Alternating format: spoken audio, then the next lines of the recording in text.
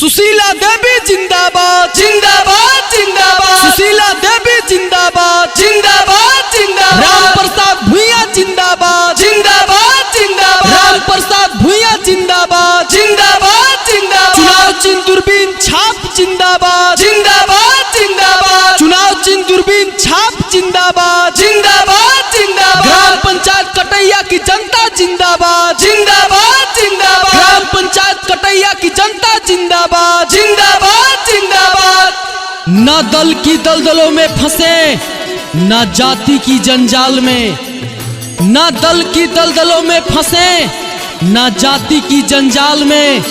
अपना नेता वैसा ही चुने जो साथ दे हर हाल में। जी हाँ मतदाता भाइयों बहनों, इस बार साथ देना है अपने घर की बेटी श्रीमती सुशीला देवी को।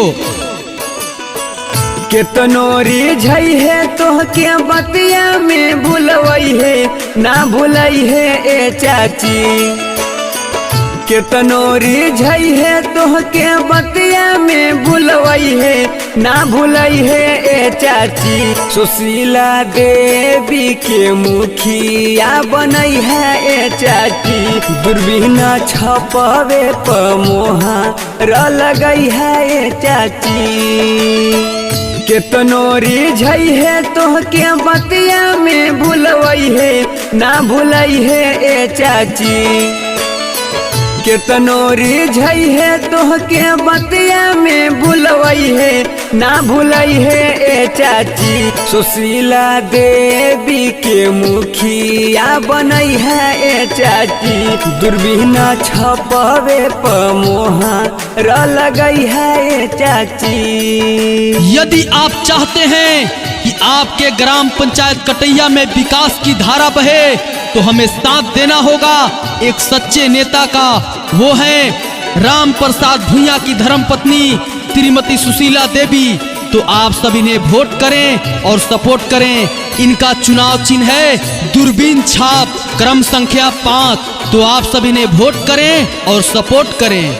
कर्मठ सुशील शिक्षित बाड़ी उम्मीदवार हो, जनता के सेवा खातिर रहेली तैयार हो।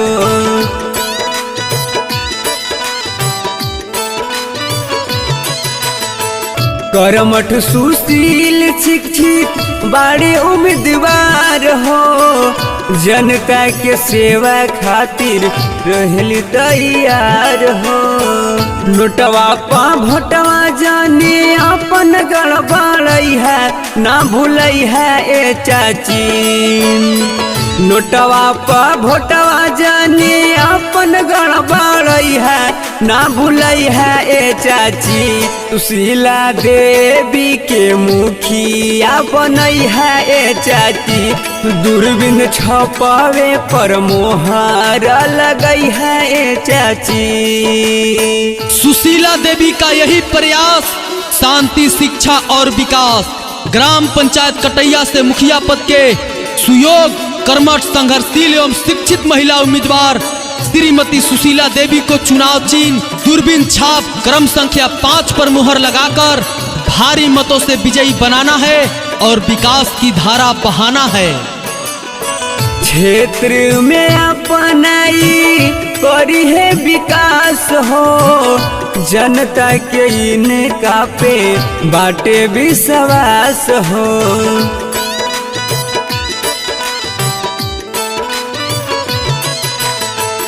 क्षेत्र में अपनाई करी है विकास हो, जनता के इनका पे बाटे विश्वास हो। करिहा सपोर्ट सभे मिलके दिहा वोट, जन भूलई है ए भैया। करिहा सपोर्ट सभे मिलके दिहा वोट, जन भूलई है ए चाचा। सुशीला देवी के मुखिया बनई है ए चाचा। दूरबीन छपवे पर मोहर लगई है ए चाची।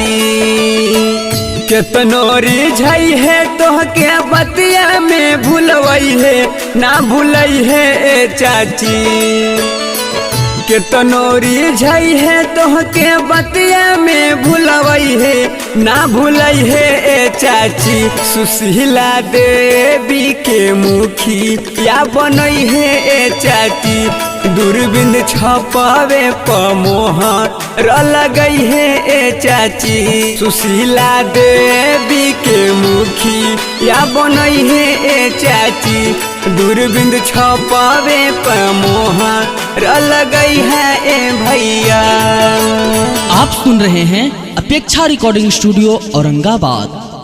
सुशीला देवी जिंदाबाद जिंदाबाद जिंदाबाद, सुशीला देवी जिंदाबाद जिंदाबाद जिंदाबाद, राम प्रसाद भुइयां जिंदाबाद जिंदाबाद जिंदाबाद, राम प्रसाद भुइयां जिंदाबाद जिंदाबाद जिंदाबाद, चुनाव चिन्ह दूरबीन छाप जिंदाबाद जिंदाबाद जिंदाबाद, चुनाव चिन्ह दूरबीन छाप जिंदाबाद जिंदाबाद जिंदाबाद, ग्राम पंचायत कटैया की जनता जिंदाबाद जिंदाबाद जिंदाबाद, ग्राम पंचायत कटैया की जनता जिंदाबाद जिंदाबाद।